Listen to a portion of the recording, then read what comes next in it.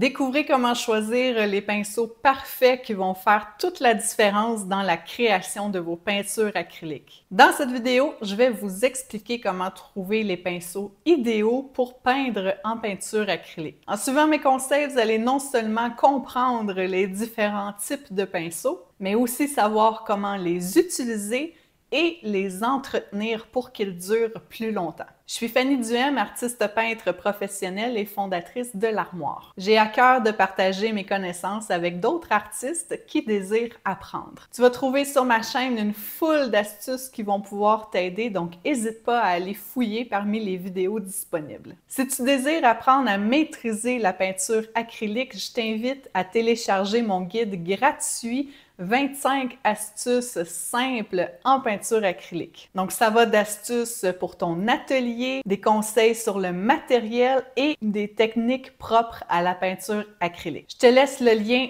dans la description pour que tu puisses le télécharger. Profites-en, c'est gratuit. Donc, premièrement, on va parler des types de pinceaux, ou plutôt des formes de pinceaux qui sont disponibles et que tu devrais te procurer si tu débutes en peinture acrylique. Donc, souvent, on arrive en boutique d'art, on voit toutes les sortes de pinceaux qui sont disponibles et on ne sait pas lesquels on a besoin. On a l'impression que ça nous les prend tous, mais ça devient vite dispendieux. S'acheter chacun de ces pinceaux-là, surtout qu'il y a différents formats en plus.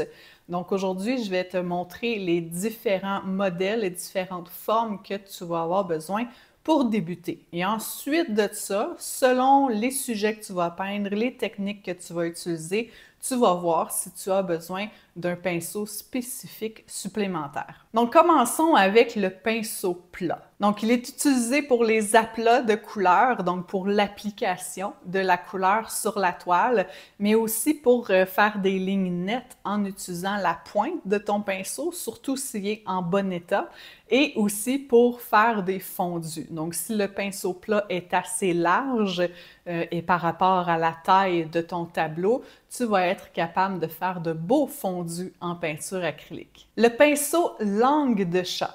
C'est très pratique pour les coups de pinceau plus précis et pour peindre les détails. Ce qui est le fun avec ce pinceau-là, moi je l'adore, ce pinceau-là, c'est que tu peux l'utiliser à plat pour une application plus large ou utiliser la pointe vraiment pour avoir des détails. Personnellement, moi, c'est ce pinceau-là que j'utilise pour peindre pratiquement toutes mes fourrures animalières maintenant, sauf si vraiment j'ai besoin de minuscules petits poils, là, je vais aller avec un pinceau traînard, mais sinon, j'utilise pratiquement tout le temps un pinceau langue de chat. Donc, j'utilise la pointe pour faire les traits de poils et je l'utilise à plat pour faire mes glacis, donc pour aller créer de la profondeur dans les poils et modifier la couleur. Ensuite, on a le pinceau rond. Le pinceau à base ronde, là, il est idéal pour faire soit du remplissage là où on a besoin d'avoir une pointe un peu plus précise, donc on a de petites zones à aller remplir avec l'application de notre peinture, ou on a besoin de peindre les détails. Donc, on a plusieurs formats dans les pinceaux à base ronde. Les plus petits vont être vraiment plus précis, donc ils vont être utiles pour peindre les détails. Et les plus gros, on va pouvoir les utiliser pour appliquer la peinture, faire du remplissage ou nos couches de base, si on veut. Dans les pinceaux à base ronde, là, si on va dans les très petits formats, et là, c'est une catégorie à part, donc on va appeler ça les pinceaux traînards, liner, riggers. Donc, c'est trois termes qu'on peut entendre différents pour parler des mêmes pinceaux. Donc, c'est des pinceaux qui n'ont que quelques poils et qui servent à faire les petits détails, des petites lignes fines.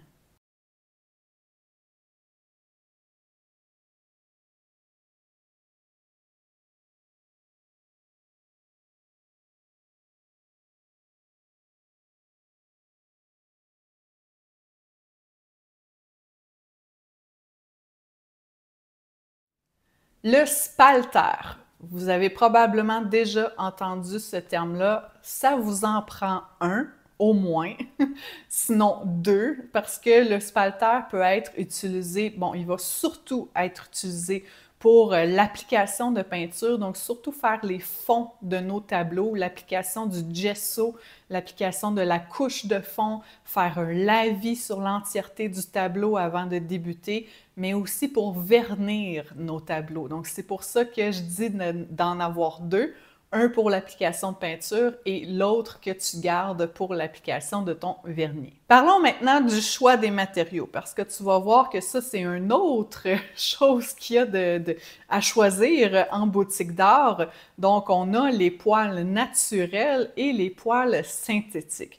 Donc, les poils naturels, là, généralement, on va voir que c'est des poils de martre, il y a des poils de poney aussi, de bœuf, soit de porc aussi. Donc, c'est des pinceaux qui vont être plus dispendieux, mais qui peuvent être soit vraiment doux selon le poil ou vraiment plus rigides. Donc, les soies de porc, ça, c'est pratiquement seulement pour la peinture à l'huile qu'on va utiliser ça parce que c'est ce qui retient bien la peinture à l'huile. Mais si on va, par exemple, avec le poil de martre, ça, c'est beaucoup plus doux. Les poils synthétiques, quant à eux, sont beaucoup moins dispendieux. Il y a beaucoup plus de choix en boutique d'art. Ils sont moins dispendieux, durables et polyvalents. Moi, c'est ce que je te conseille de te procurer, même si à un moment donné, dans ta carrière d'artiste, tu es rendu à peindre des tableaux qui valent super cher et que ta technique est très poussée.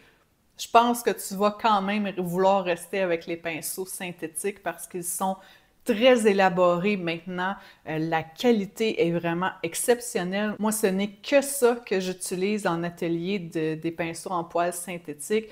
Si tu regardes les liens que je t'ai laissés dans la description pour chacun des modèles de pinceaux que je viens de te présenter, tu vas voir que ce sont tous des pinceaux à poils synthétiques et la qualité est vraiment exceptionnelle. Parlons maintenant de la taille des pinceaux. Ça, c'est un point qui suscite beaucoup de questions de la part de mes élèves dans les cours de peinture en ligne parce que au début, je donnais la taille de pinceau à utiliser pour chacun des cours et là, j'ai arrêté de le faire.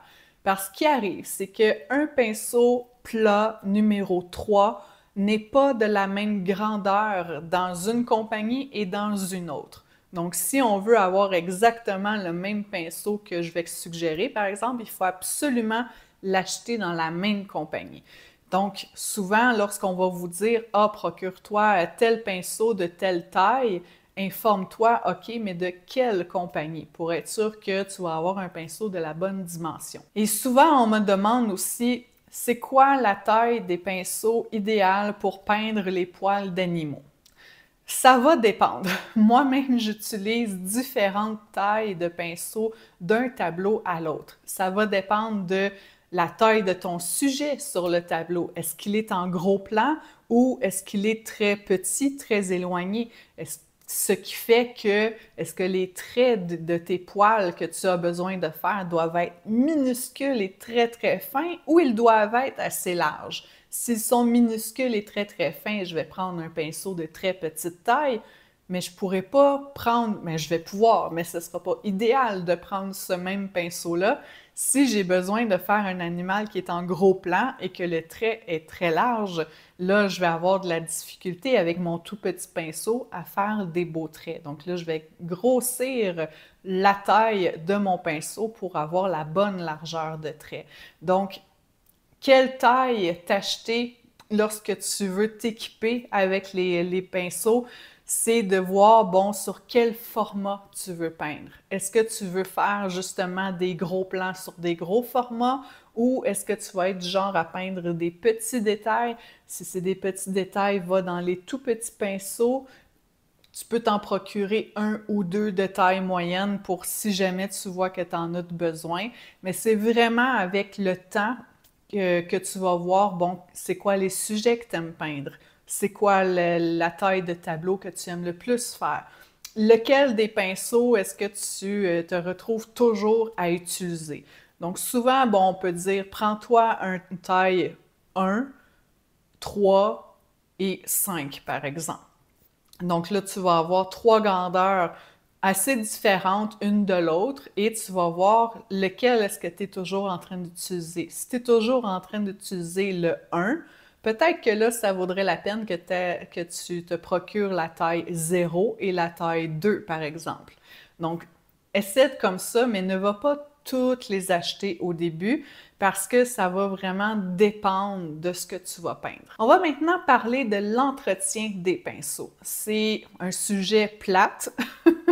C'est pas plaisant à faire non plus, nettoyer les pinceaux. Donc, c'est une étape que souvent les artistes vont sauter, vont oublier, ne voudront pas faire. Mais c'est tellement essentiel.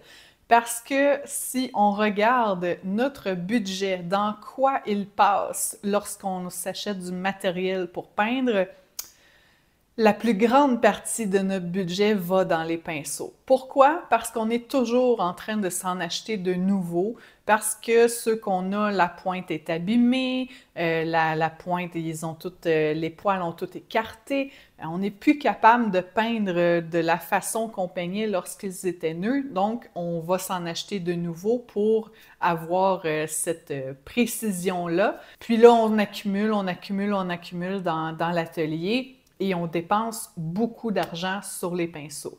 Mais juste la petite étape du nettoyage à la fin de journée de travail, ça peut vraiment prolonger la vie de vos pinceaux. Et le plus important, c'est d'utiliser un savon fait spécifiquement pour les pinceaux parce que ça va être un savon qui va être aussi conditionneur pour les poils des pinceaux. Donc, ils vont vraiment les nourrir, faire en sorte qu'ils vont rester souples, qu'ils vont garder leur pointe précise, donc comme quand ils étaient neufs. Donc, ça va vraiment t'aider là, à garder tes pinceaux beaucoup plus longtemps et à dépenser beaucoup moins en boutique d'art pour ça. Donc, comme savon, moi, je te conseille vraiment de te procurer celui des maîtres, donc le savon The Masters en anglais. C'est quand même abordable parce qu'il dure assez longtemps. On n'a pas besoin d'en mettre beaucoup pour que ça nettoie bien. Et même si tu avais super bien nettoyé ton pinceau avec de l'eau, que tu l'essuyais sur ton linge, puis que le linge était propre, donc tu avais l'impression que ton pinceau était propre, tu vas voir que si tu vas prendre un petit savon, que tu frottes ton pinceau, il va y avoir plein de couleurs qui vont sortir parce qu'il restait de la peinture dans les poils. Et c'est ça qui fait qu'à la longue, les poils viennent à s'écarter et qu'on perd la précision de la pointe de notre pinceau. Choisir les bons pinceaux en peinture acrylique, ça peut vraiment transformer tes créations et ton processus de travail, donc ton expérience avec la peinture. En connaissant les différents types de pinceaux puis leurs usages spécifiques à chacun, tu vas être bien équipé là, pour réaliser des œuvres de meilleure qualité et aussi prolonger la durée de vie de tes outils. Personnellement, mes pinceaux préférés que j'utilise tous les jours pour la peinture acrylique, c'est ceux de la série Eclipse de Rosemary & Co. Donc, ce sont ces pinceaux-là que je t'ai laissés en lien dans la description. Donc, si tu désires, tu peux te les procurer. Ce sont des pinceaux de super bonne qualité, faits à la main. Donc, vraiment, j'en achète vraiment pas souvent parce que je les nettoie bien, mais aussi, étant donné qu'ils sont de très bonne qualité, ils restent là comme neufs vraiment très longtemps. Il faut les maltraiter pour qu'ils perdent vraiment là, leur bon état et leur pointe précise. Donc, il faut être dur avec nos pinceaux pour devoir s'en acheter de nouveau. Je t'invite de nouveau à télécharger le guide gratuit, les 25 astuces simples en peinture acrylique. Donc, tout comme les pinceaux, le lien est dans la description. N'hésite pas, si tu as des questions ou des recommandations, à me laisser un commentaire. Abonne-toi à la chaîne également pour ne pas manquer les prochaines astuces pour la peinture acrylique. Et moi, je vous dis à bientôt dans une prochaine vidéo.